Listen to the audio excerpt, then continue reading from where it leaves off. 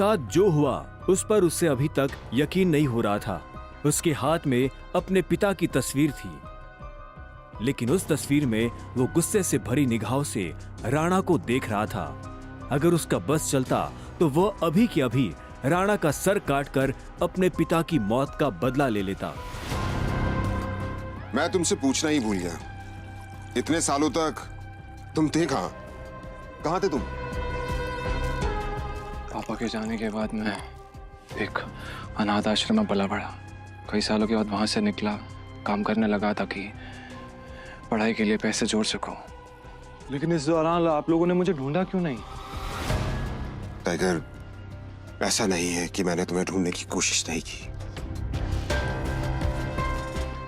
जैसे कि मैंने तुम्हें बताया कि तुम्हारे पापा के जाने के बाद माफिया वर्ल्ड में अफरा तफरी मच गई थी। हम उसे भी संभाल रहे थे और तुम्हें भी ढूंढने की कोशिश कर रहे थे, लेकिन वक्त के साथ साथ तुम्हारा चेहरा भी बदल रहा था, इसलिए तुम्हें ढूंढने में बहुत मुश्किल हो रही थी। फिलहाल अब तुम मिल गए हो। अब तुम्हें देखकर मोंटी और बाकी सब लोग बहुत खुश होंगे। मोंटी का नाम सुनते ही अभिनव को गुस्सा आ गया था। मोंटी एक गद्दार का बेटा था। अभिनव ना तो उस गद्दार के बेटे से मिलना चाहता था और ना ही बात करना चाहता था। लेकिन पापा ने तो मुझे कभी इस माफिया ग्रुप के बारे में कुछ बताया ही नहीं है। वो चाहते तो मुझे बता भी सकते थे। तब तुम बहुत छोटे थे, शायद इसीलिए संजय ने तुम्हें इन सब चीजों से दूर रखा। लेकिन मेरा यकीन मानो, मैंने तुम्हें ढूंढने की बहुत कोशिश की। अब तो मिल गए हो, तो मुरझाया हुआ द माफिया किंग फिर से जिंदा हो जाएगा। चीयर्स। अभिनव के मन में कई सारे सवाल उठ रहे थे। उसे समझ नहीं आ रहा था कि राणा का राज अकरम और बाकी लोगों को पता क्यों नहीं चला और क्यों एक गद्दार का बेटा अभिनव की गद्दी पर बैठा हुआ था। इससे पहले कि अभिनव अपने आप को कोई जवाब दे पाता, अकरम उसके पास आया और उसने अभिनव को 50 करोड़ रुपए का एक चेक थमा दिया। ये लो, इसे रख लो। जब तक तुम टाइगर की पोजीशन नहीं पा लेते, तब तक तुम्हें इसकी जरूरत पड़ेगी। अभिनव ने अकरम के हाथ से चेक लिया और उसे देखने लगा। उसकी जिंदगी पलट तो गई थी, लेकिन अभी भी ऐसे कई सवाल थे जिनके जवाब उसे नहीं मिले थे। एक बात और, तुम्हारी असली पहचान के बारे में फिलहाल किसी को कुछ पता नहीं लगना चाहिए। इसलिए अभी तक जैसे जीते आए थे वैसे ही जीते रहना, समझे? अभिनव ने हाँ में सिर हिलाया और दोनों कमरे से बाहर आ गए।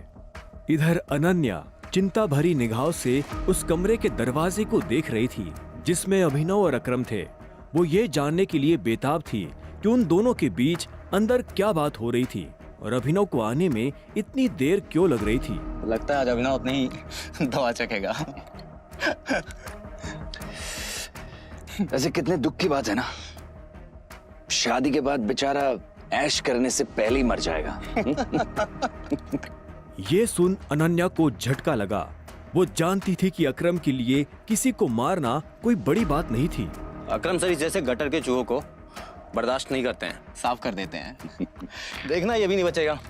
इसे कहते हैं शादी करके मर गया, वो बात सच हो जाएगी। अनन्या को ये सुनकर बुरा लगा। कोई इंसान किसी दूसरे इंसान की मौत पर खुश कैसे हो सकता था? प्लीज एटलीस्ट उसके बारे में इस तरह से बात तो मत करो। तो कैसी बातें करें? जिसके जैसे लक्षण होते हैं ना, उसके बारे में वैसी ही बातें होंगी। देवेन सही कह रही है वो, बिल्कुल ठीक कह रही हो। हमें उसके बारे में ऐसे बात नहीं करनी चाहिए। वैसे भी मेरे दादाजी ने कहा था कि मरे हुए लोगों के बारे में ना गलत बात नहीं करनी चाहिए।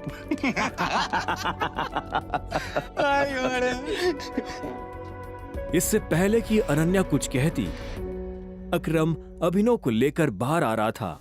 अभिनव के बदन पर एक छोटी सी खरोंच भी नजर नहीं आ रही थी। जब देवेन और सनी ने ये देखा तो उनका मुंह हैरानी के मारे खुला का खुला रह गया।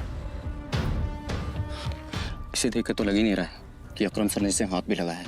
वैसे जितनी देर तक ये दोनों कमरे के अंदर थे, अब तक तो इसकी नाक टूटी हुई होनी चाहिए थी, पर ये तो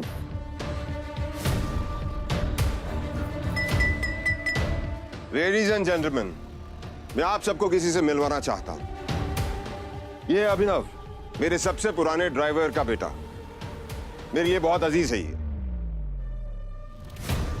अकरम ने जैसे ही अभिनव का सबसे परिचय करवाया तो देवेन और सनी खुश हो गए, लेकिन अनन्या को ये सुनकर झटका लगा। Enjoy the party please. इतने में अकरम ने कहा और अभिनव को अकेला छोड़ बाकी लोगों से मिलने के लिए निकल गया।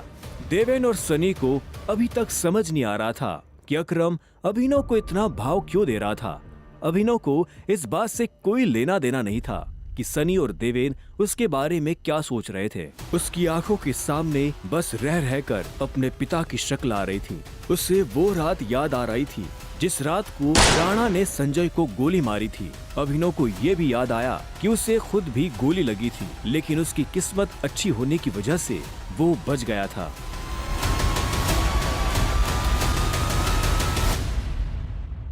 मुझे नहीं लगा था कि तुम अपने पैरों पर बाहर भी आ पाओगे। अच्छा, तुम्हें मेरी इतनी चिंता हो रही थी? ओ प्लीज, मुझे चिंता नहीं हो रही थी, बस तुम्हें तो अपनी चिंता होनी चाहिए ना। अगर जिंदा रहना चाहते हो तो थोड़ा बच कर रहो। अकरम सर ने तेरे अंदर क्या बात की बता। उन्होंने मुझसे कहा कि अगर देवेन जैसा कहता तुझसे सवाल पूछे तो उसे जवाब मत देना। हरामखोर। देवेन ने उसे गाली दी, लेकिन अभिनव पर उसका कोई असर नहीं हुआ। उसके दिमाग में इस वक्त पहले से ही कई जरूरी चीजें घूम रही थी। इसके बाद पूरी पार्टी के दौरान अनन्या ने अभिनव से कोई बात नहीं की। मेरा घर यहाँ से पास में है, वहीं ले लो। तुमने सोच भी कैसे लिया कि मैं तुम्हारे साथ तुम्हारे घर आ रही हूँ? तुम्हारी हालत ऐसी है तो पता नहीं तुम्हारे घर की हालत कैसी होगी। तुम मेरी पत्नी हो, मेरे साथ नहीं रहोगी तो किसके साथ रहोगी? सुनो, अपनी ये 2 कौड़ी का लॉजिक ना अपनी जेब में रखो। पहले तुम मुझे ये बताओ, तुम मेरे बिस्तर में कैसे आए? ये सवाल तो मैं भी तुमसे पूछना चाहता हूँ। अच्छी बात है, लेकिन मैं तुम्हारे साथ तुम्हारे घर रहने नहीं आ रही हूँ, मैं अपने घर जा रही हूँ, ठीक है?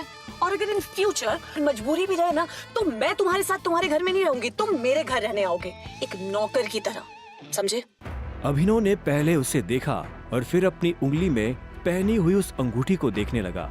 अगर आज वो अंगूठी नहीं होती तो पता नहीं उसका क्या होता।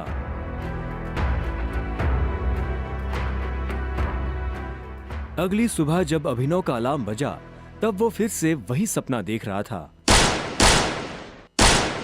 अलार्म की आवाज सुन वो झटके से उठा और अपने बिस्तर पर बैठ गया। उसने उठते ही मन ही मन सबसे पहले अकरम को धन्यवाद दिया, जिसने उसके पिता की कंपनी को इतने सालों बाद भी जिंदा रखा, लेकिन साथ ही उसे अपने पिता को खोने का मलाल भी था। इसी ख्याल के साथ अभिनव बिस्तर से उठा और अपने काम पर जाने के लिए तैयार होने लगा।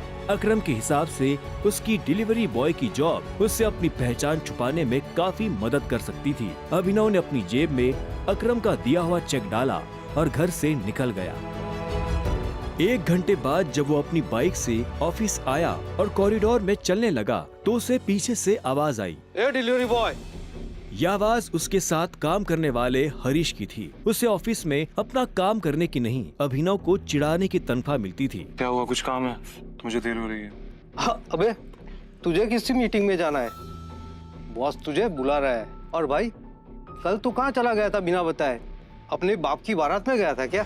ये सुन अभिनव की नसें गुस्से में फटने को आई थी। वो चाहता तो अभी हरीश के सारे दांत एक मुक्के में अलग कर सकता था, लेकिन उसने अपने आप को शांत किया और उसकी बात का जवाब दिए बिना अपने बॉस के कैबिन की तरफ बढ़ने लगा। Good morning sir. ऐसा क्या है गुड इस मॉर्निंग में? अभिनव के पास इस सवाल का कोई जवाब नहीं था। ऐसे में उसके बॉस ने आगे कहा, कल तुम बिना बताए चले कैसे गए? अभिनव के पास इस बात का भी कोई जवाब नहीं था। वो चाहता तो अपने बॉस को कोई बहाना बनाकर टाल सकता था, लेकिन अभिनव झूठ नहीं बोलना चाहता था। कल इतनी सारी डिलीवरी थी, तुम्हारी वजह से हमारा कितना नुकसान हुआ तुम्हें पता है? पर सर मुझे महीने में कैजुअल लीव तो मिलती है, तो शट अप! काम तो तुमसे होता नहीं है, बस बहस करने चले आते हो। ये कंपनी तुम्हारे बाप की है। ये सुनते ही अभिनव का पारा गर्म हो गया था। उसने गुस्से में अपनी मुट्ठी भींच ली और घूरते हुए अपने बॉस को देखने लगा। घूर क्या रहा है? अपना सामान बांध और निकल यहाँ से। You are fired! अभिनव को ये सुनकर झटका नहीं लगा। असल में वो जानता था कि उसके साथ ऐसा कुछ बहुत जल्दी हो सकता था। उसका बॉस और देवेन एक दूसरे को बहुत अच्छी तरह से जानते थे। कल पार्टी में अभिनव ने देवेन को जिस तरह से जवाब दिया, उन्होंने मुझसे कहा कि अगर देवेन जैसा कहता तुझसे सवाल पूछे तो उसे जवाब मत देना। उससे उसे समझ आ गया था कि आज नहीं तो कल ये होकर रहेगा। ठीक है, कोई बात नहीं, मैं चला जाता हूँ। जो मैंने पूरा महीना काम किया है उसकी सैलरी दे दीजिए। सैलरी? तेरी वजह से हमारा जो नुकसान हुआ उसकी भरपाई अगर मैं तेरी सैलरी से भी करूँ ना तो भी तुम्हें अपनी जेब से 10,000 रुपए देने पड़ेंगे। शुक्र मना कि वो मैं तुझसे नहीं मांग रहा, इसलिए चुपचाप निकल यहाँ से। क्या बोल रहे हो सर आप? क्या मेरे एक दिन आने का आपका 25,000 का नुकसान हो गया? मैं तब तक यहाँ से नहीं जाऊंगा जब तक मुझे मेरी सैलरी नहीं मिल जाएगी। सैलरी दीजिए। सैलरी? रुक, अभी देता हूँ तुझे तेरी सैलरी। उसके बॉस ने कहा और टेबल पर रखी घंटी बजा दी। अगले ही पल कमरे का दरवाजा खुला और 4 बाउंसर अंदर घुस आए। उठाकर बाहर पटको साले को।